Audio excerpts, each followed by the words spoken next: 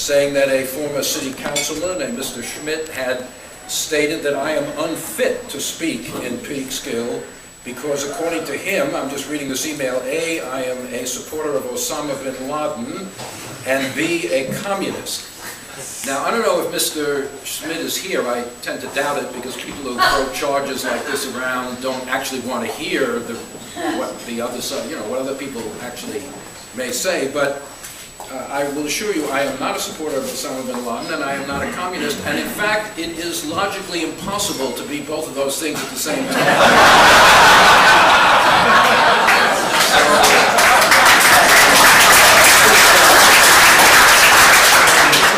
But I think more to the point is simply, we live in a strange time in this country where political debate, as you know, is extremely heated and volatile. And there are people who seem to think that if you don't agree with them, you should not have a right to speak. Let me quote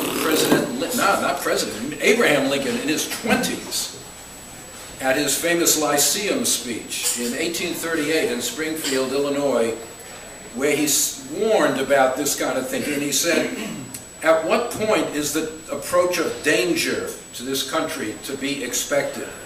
I answer, it must spring up among us. If destruction be our lot, we must ourselves be its author and finisher. As a nation of free men, we will live through all time or die by suicide." In other words, there are dangers abroad, but there is a danger at home to our freedom, of people who refuse to acknowledge the right of people they disagree with to express their views. So I'm happy that the Lincoln Society still believes in freedom of speech, something that we shouldn't really have to be defending in the year 2011 in the United States of America. Now, as was mentioned, I just recently published this book, The Fiery Trial, which is one I want to speak about a little bit tonight. And the first question anyone might logically ask is, why should there be another book about Abraham Lincoln? There are thousands of books, as you all know, about Lincoln, of every size, shape, and description. There are books by historians, by lawyers, by political philosophers, biographers, journalists, psychologists. Every conceivable angle on Lincoln seems to have been covered. Every political tendency has, from communists to conservatives, from civil rights advocates to segregationists, has claimed Lincoln as their own. Why do we need another book about Lincoln? Well, I came to feel over the last 5 or 6 years that even though there is this vast and excellent literature on Lincoln, that lately it had become, how shall I put this, kind of too introverted or self-referential. Too many books get published which seem to operate on the assumption that to understand Lincoln, all you need to know is Lincoln. In other words, to know why he adopted some policy as president, you study his law career. To know why he did something about slavery, you study his early philosophy of natural rights. In other words, the wider world has slipped out of view in too much of the current literature on Lincoln. And I wanted to put Lincoln, you might almost say, back into the context of his time. My book is about Lincoln and slavery. It's not about the Civil War as a military aspect. It's not about his personal life, his marriage, etc., his family.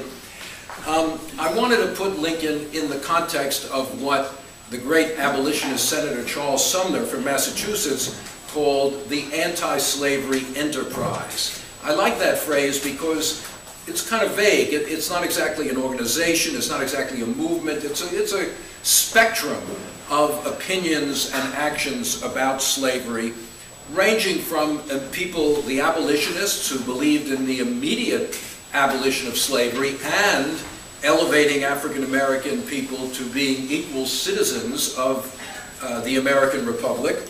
On the other end, there were people who thought that slavery should be abolished in a very gradual manner with monetary compensation to the owners for their loss of property, and indeed encouraging black people to leave the country, the so-called colonization movement, to go to Africa, to go to Central America or Haiti. At various points in his life, Lincoln occupied different positions on this spectrum, and indeed what I want to do is trace out the evolution of Lincoln's thinking on slavery. Too often we sort of seem to read that Lincoln was born with a pen in his hand, ready to sign the Emancipation Proclamation.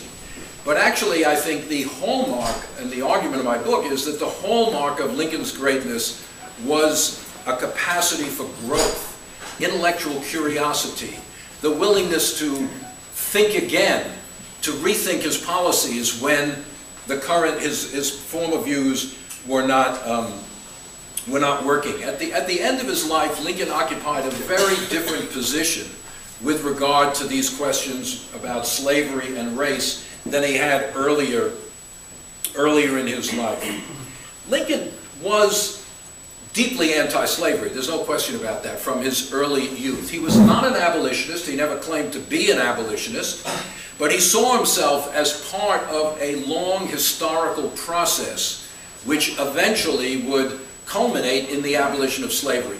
Back in the 1850s, in one speech, Lincoln said, every schoolboy, he said, knows the names of William Wilberforce and Granville Sharp. Now, unfortunately, it's probably not true today that every schoolboy knows those names. But these were the leaders of the British movement to abolish the slave trade from Africa in the 1790s. And Lincoln said, every schoolboy knows the names of Wilberforce and Sharp, but who today can name anybody who opposed them? In other words, Lincoln saw history moving in a certain direction. He thought he was part of that, but nobody knew when the destruction of slavery would happen or how it would happen. And like many, many people, Lincoln before the Civil War was uncertain what kind of policies might actually lead to the end of slavery in the United States. Because as you all know, slavery was embedded in our Constitution. It was defended by state law. There was no way someone in Illinois like Lincoln could take any steps that would abolish slavery in Mississippi or South Carolina. The U.S. Congress had no power to interfere with slavery where it existed in the southern states. There were abolitionists who thought, well, if you agitate enough, Southerners will come to the conclusion that slavery is immoral and therefore abolish it voluntarily. But unfortunately, that didn't seem to be happening in the 1830s, 40s, and 50s. In 1858, one of the things I always tell my students at Columbia, when we're studying history, is the great danger of reading history backward. People at the time did not know what was going to happen. We do know. People in the 1850s didn't know they were living in the pre-Civil War decade, right? In 1858, the Chicago Tribune, one of the major anti-slavery publications in the West, said, "No man living will see the end of American slavery." No man living. That's 1858. How come they didn't know that the Civil War was coming and that slavery would be destroyed within the next 7 years? Well, of course they didn't know. We know it looking backward. But that poses a problem for us of sort of assuming that there was just this straight line going to the abolition of slavery, whereas in fact it was a much more complicated and circuitous route, and that's what I talk about in my book. Now Lincoln, as I said, it was opposed to slavery, but it wasn't until the 1850s that he emerged as a major spokesman for the anti-slavery enterprise, for the new Republican Party, which was created, as you know, in the 1850s to oppose the westward expansion of slavery. And, you know, in 2008, when President Obama was running for office, there were many people, including Obama himself, who sort of made these comparisons, Lincoln and Obama, Time magazine, and a whole cover about this.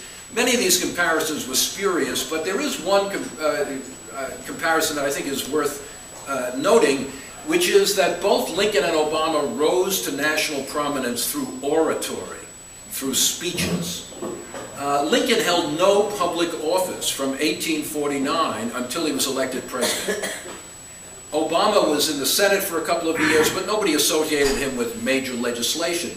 It was speeches, eloquent, powerful speeches that made both of them national figures. And in the 1850s, Lincoln came to prominence as an eloquent speaker against slavery.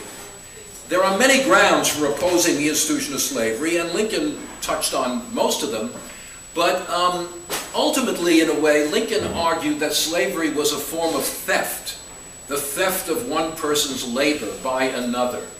Lincoln was accused by Democrats at that time of being in favor of what was called, quote, Negro equality. This was the sort of nuclear weapon of politics. If you were in favor of Negro equality, no one would ever vote for you. Lincoln, as we'll see in a minute, denied that he was in favor of Negro equality in the 1850s on some grounds, but he said, you know, there are some areas where all people are equal. Those are the ones enumerated in the Declaration of Independence. Life, liberty, that's why slavery is wrong, and the pursuit of happiness, which he understood as the right or the ability to improve your condition in life, to enjoy the fruits of your labor. On that question, black people, white people, everybody enjoyed and should enjoy equal rights, and slavery was fundamentally this depriving someone of the ability to improve their condition in life through the fruits of their own labor. Now, on the other hand, when in 1858, when in the great Lincoln-Douglas debates, when Lincoln was persistently charged by Stephen A. Douglas with this Negro equality label, Lincoln said, well, you know, I'm in favor of blacks enjoying these natural rights, but other rights are conventional rights. The right to vote, serve on juries, civil rights, those are regulated by society, and I am not in favor of equality on those grounds. He sort of retreated in the face of this political assault from the notion of general equality. In fact, before the Civil War, when Lincoln thought about the end of slavery, he adopted the position that his two greatest political idols had long adopted. One was Thomas Jefferson, and one was Henry Clay. Both of them believed in, as I mentioned before, gradual emancipation with monetary compensation to the owners and the colonization of blacks outside of the country. Lincoln at this time, like Clay, like Jefferson, could not conceive of America as a biracial society. And thinking about this notion of colonization sort of enables you to talk about the end of slavery without actually confronting the question of race in American life. Because if you say we're going to remove the black population, then we don't have to worry about race relations once slavery is over. So this was Lincoln's view up to the Civil War. Strong condemnation of slavery, opposition to the westward expansion of slavery, unwillingness to compromise that, even when Lincoln was taking his train journey here, as you know, he came to Peekskill and many other places in the secession crisis. He just, even at the risk of war, he absolutely refused to support any compromise on this question of the westward expansion of slavery. And it was Lincoln's opposition, more than anything else, that killed compromise proposals that were being bruited about in Congress. Now, of course, once the Civil War began, Lincoln had to begin making policy about slavery. How did he become the Great Emancipator, which he did become? I'm not going to give you in a few minutes the complicated chronology of events leading up to emancipation, but briefly I will say that early in the Civil War, Lincoln again put forward his traditional idea of gradual emancipation with colonization. He promoted this for the first year and a half of the war. He promoted it to the border states that remained in the Union. He promoted it to black people in the White House. The problem was that plan just didn't get anywhere. White Southerners said to Lincoln, I'm sorry, Lincoln, you don't understand. We don't want your money for slaves. We just want our slaves. Even the four border states, Kentucky, Maryland, Delaware, and Missouri, that remained in the Union, rejected Lincoln's idea of gradual emancipation. And African Americans also rejected it. When Lincoln met at the White House, they said, no, Lincoln, we don't want to leave the country. We are Americans. We have the same right to be here as citizens as anybody else. And so Lincoln's plan kind of falls apart at both ends. And by 1862, unlike some politicians, he's actually willing to rethink his outlook when his previous plan is not working. And what are some of the pressures that lead him toward general emancipation? Well, there's a whole series of them. One is the failure to win the Civil War as a conventional war, fighting army against army is not working. People are saying you've got to attack the infrastructure of Southern society. It is slavery that allows the South to maintain its armies in the field. Military failure generates more and more support in the North for emancipation. Slavery itself was disintegrating in certain areas. Wherever the Union Army went, whatever the policy of the administration, slaves began running away to Union lines. First in the tens, then the hundreds, then the thousands. The Union Army at first thought they should return them, but very quickly they decided not to. And so slaves see the Union Army as a force for liberation, even when that's not actually the official policy of the U.S. government. And also, enthusiasm for enlistment is waning in the North. This war is going on longer than people expected. It's becoming much bloodier than people expected. At the beginning of the war, African-American men tried to enlist. The army was all white. The militia was all white. The administration said, no, no, no, this is a white war. We don't want black soldiers. By 1862, it's a little difficult to continue that policy. So, as you all know, on January 1st, 1863, Lincoln issues the Emancipation Proclamation. Of course, it is not true that, if anyone still believes it, that Lincoln just freed all the slaves with a stroke of his pen. First of all, it didn't apply to the 4 border states in the Union, because this was a military measure, and they were not at war with the Union. They were in the Union. That was about 600,000, 700,000 slaves. Lincoln also exempted some areas of the South that were under federal control because they also were not at war anymore. All told, the proclamation applied to about 3.1 million of the 4 million slaves. But that's still a very high number. It was a military measure under the war power of the president. Only at the very end of the document, at the behest of Secretary of the Treasury Chase, did Lincoln add the phrase, he says, this is a military measure also considered an act of justice. He says it's an act of justice, but it's not like the Declaration of Independence. The proclamation does not begin with a ringing affirmation of the rights of man or anything like that. But on the other hand, the proclamation represented a fundamental turning point, not only in the war, but in Lincoln's own views. What's interesting about it is how it differed so dramatically from his previous outlook on slavery. It was immediate, not gradual. It applied immediately to those 3.1 million slaves. It said nothing about compensation to the slave owners. Henceforth, there would be no monetary compensation for the liquidation of what was a gigantic amount of property, the property represented by the slaves. It said nothing about colonization. Lincoln dropped that idea. In fact, in the proclamation, he urges black people to go to work for wages in the United States, no longer thinking about them leaving. And for the first time, it publicly authorizes the enlistment of black soldiers in the Union Army. And by the end of the war, something like 200,000 black men have served in the Union Army and Navy. And just to conclude, I want to just argue that from the proclamation onward, Lincoln begins thinking seriously for the first time of the future of the United States as a biracial society. And his views evolve very rapidly in those last 2 years. And I would just finish by pointing to 2 of his last public statements, so to speak, about this to show how his ideas have evolved. One was what we call his last speech, which was indeed his last speech, given at the White House in April 1865, shortly before his assassination. Now, of course, Lincoln didn't know it was his last speech, so it wasn't a final summation of all his views, you know.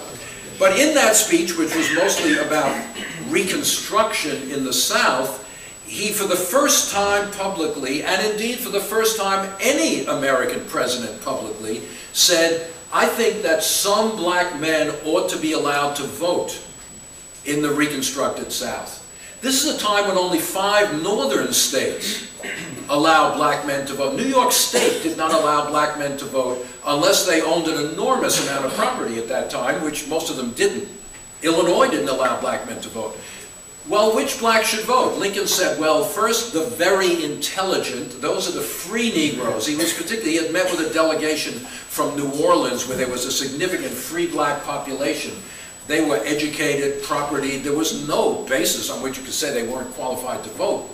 The very intelligent, but then he adds, and those who serve our cause as soldiers. In other words, by fighting for the Union, they have staked a claim to citizenship in the post-war world. And that's a remarkable evolution in Lincoln's own outlook. And finally, one of the greatest of all the speeches in American history, Lincoln's second inaugural address of March 1865. You know, we remember it today for the closing words, you know, with malice toward none, charity for all, let us bind up the nation's wounds. Very noble sentiment. But before that call for reconciliation, Lincoln lectured the country, in a sense, about the deep meaning of the Civil War. It must have been very tempting, with victory imminent, to just pat himself on the back, pat the nation, the North on the back, it's obvious God's on our side, mission accomplished, all that kind of thing. Now, Lincoln didn't do that. He gave a speech of amazing humility instead. First of all, he said, look, let's get serious. Everybody knows that slavery was the cause of the Civil War. Now, I only mention that because nowadays there's still a lot of people, particularly south of the Mason-Dixon line, who refuse to acknowledge that slavery was the cause of the Civil War. Lincoln said everybody then knew it, but there seem to be a lot of people today who who find it uncomfortable to accept that. But what's interesting is Lincoln does not call it Southern slavery, he calls it American slavery. That's where I get part of the title of my book, The Fiery Trial, Abraham Lincoln and American Slavery. The entire nation is complicitous in this crime of slavery. And then he goes on to talk about what slavery entailed. He talks about the 250 years of unrequited labor. Once again, there's that theft of labor that is what slavery is all about. He talks about the blood drawn by the lash. One of the very few times Lincoln in his speeches ever talks about the physical brutality of slavery. Normally he appeals to the, you might say, the intellect of his audience, not the emotion. But here he's reminding people that the terrible violence of the Civil War has been preceded by 250 years of the terrible violence of slavery. And indeed he says this war may be not God being on one side or the other, but God punishing the entire nation for this sin of slavery. So in that speech, Lincoln is asking the country to confront unblinkingly the legacy of the long history of slavery in this country. If you go back to the colonial era, it's still a sad fact that slavery has existed in this country much longer than freedom. We haven't had 250 years of lack of slavery in this country, but we had 250 years of slavery. What's the nation's obligation for those 250 years of unpaid labor? What will be necessary, Lincoln is putting on the agenda, to enable these former slaves and their children to enjoy the pursuit of happiness that he always thought was their natural right. Of course, within a month or so, Lincoln is assassinated. He does not live to give an answer to those questions. And in some ways, we are still in a way grappling with some of those questions today, 150 years after the Civil War. So let me thank you for listening. And as I said, maybe before we eat, a question or two, if anyone has them, I'd be happy to try to answer them.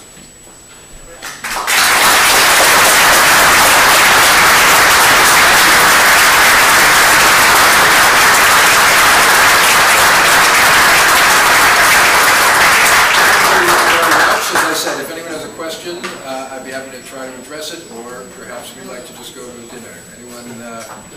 Yes, sir. Go ahead. How much money did the North make from slavery? Wait, a little louder, the acoustics. How much money did the North make from slavery in terms of its complicity with slavery, and how serious was the secession movement in New York City itself? Well, New York City, I'm sorry to say, since I lived there, rose to wealth on the basis of slavery. When New York shipped the cotton crop of the South to Europe, New York bankers insured it, financed it, New York insurance companies insured it, New York workers built the ships and manned the docks. And as you probably know, when the South seceded, Mayor Fernando Wood said, well, New York should secede also, New York City. Now, I know that a lot of people think that would not be a bad idea even today, but it should become a free port, not join the Confederacy, but sort of be able to trade equally with North and South. So a lot of the wealth of New York City at that time was related to Southern slavery. Long after, and you know, I don't know if you saw it, a few years ago, the New York Historical Society had a couple of exhibits on New York and slavery, which very candidly, you know, emphasized New York City's long connection with the institution of slavery. So even though slavery was abolished in the northern states, after all, the industry, not in New York City, but in Massachusetts, rose on the basis of cotton. The first industrial revolution was using the raw material produced by slaves. So the North and South were very economically integrated, and the wealth flowed all throughout the country, yes. So I'd say 5 minutes total. Yes, sir. I want to pick up on Tony's question because it has to do with the concept of total war, which was the scope of the Southern economy, which you haven't talked about in monetary terms. The amount of money involved in the South alone was a huge factor in the basis of the whole economy. So when we attacked, that is to say, the Union attacks the economy, it resonates throughout the whole system. It goes over to the Brits and everywhere else. Why don't you touch on the scope of slavery as an economic factor? Oh, yes, that's a very good point. Slavery, we don't really realize how enormous. Slavery was by far the most important economic institution in the United States before the Civil War. By far, I'll just give you one example. In the census of 1860, the slaves, 4 million slaves, counted as property, they're human beings, but they're also property, were worth $3 billion. Now that's 1860 billion dollars. That's hundreds and hundreds of billions of dollars in today's money. $3 billion. The value in the census of 1860 of all the factories, banks, and railroads in the United States put together was about $2.5 billion. In other words, the slaves were worth more than all the banks, factories, and railroads in the country put together. It's an enormous investment of capital, and it's the basis of the Southern economy, and that's why the South seceded, because they thought slavery would be in jeopardy after the election of a president who was not an abolitionist, but against slavery. So that's certainly an important feature. One more question, if anyone has it. Yes, ma'am. As a Lincoln expert, how do you feel about the dumbing down of Lincoln? When we were having our photographs taken with Mr. Grice, we were talking about the Ditech commercial and the recent film, Night of the Smithsonian, where Lincoln Memorial stands up and speaks with a British accent. Which is worse, the dumbing down or being forgotten completely? Well, you know, I take a kind of an open-minded view about this. I think if things like this generate interest in Lincoln and lead people maybe to read a book about him or about the Civil War, that would be good. Now, I have to say, as you may know, there are 3 films in the works now related to Lincoln in some way. There is a film coming out pretty soon about the conspiracy, the conspirators, about Mary Surratt and the the assassination conspiracy. There is, Steven Spielberg is making a biographical film about Lincoln with, I think it's Daniel Day-Lewis now is supposed to be playing Lincoln. And I hope this doesn't sound unkind, but possibly a little too old Sally Fields playing Mary Lincoln. I think she's considerably older than Mary Lincoln was, but anyway. And then there's the film Lincoln the Vampire Hunter, right?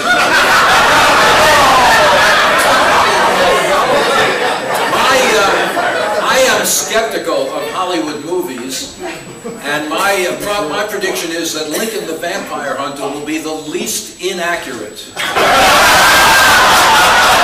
these movies.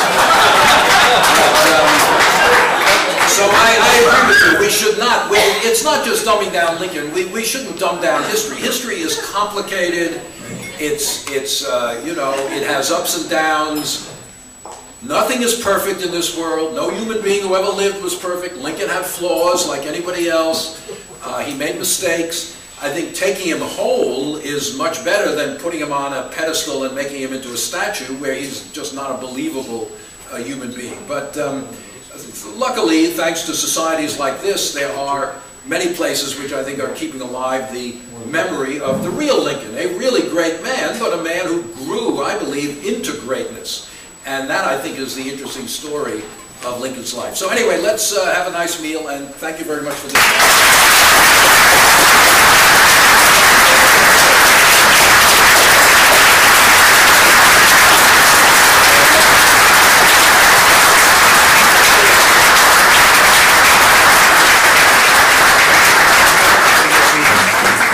I think you'll agree with me that we've been treated tonight to a memorable and profound presentation, unmatched at previous Lincoln Society dinners. Another round of applause.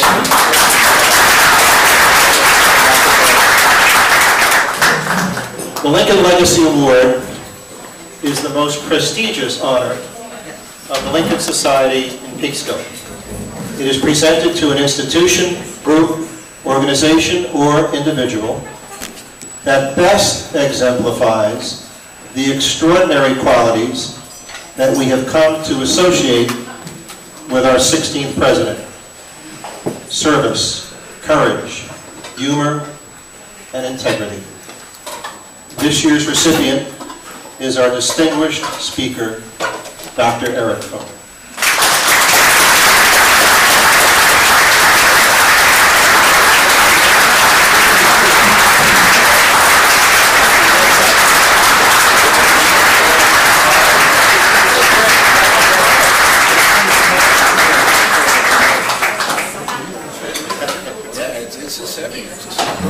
Got it. Okay? Yep. Okay, thank you.